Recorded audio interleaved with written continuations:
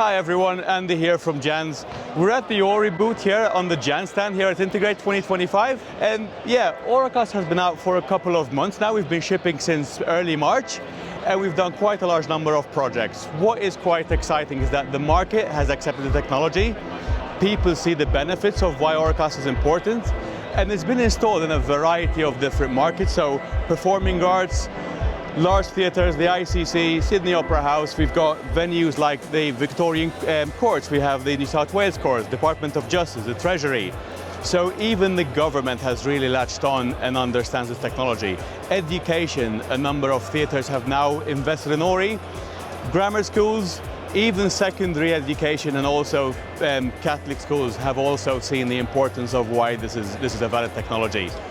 Talking about Auracast, we are no longer serving just the hearing impaired. What is important to mention is that somebody who's neurodiverse or somebody who just wants to hear a show on their headphones, we are now also serving those customers.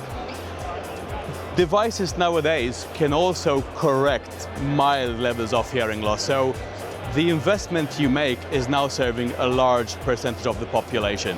So yeah, Auracast in its early stage, but absolutely very encouraging in what we've managed to push in the market.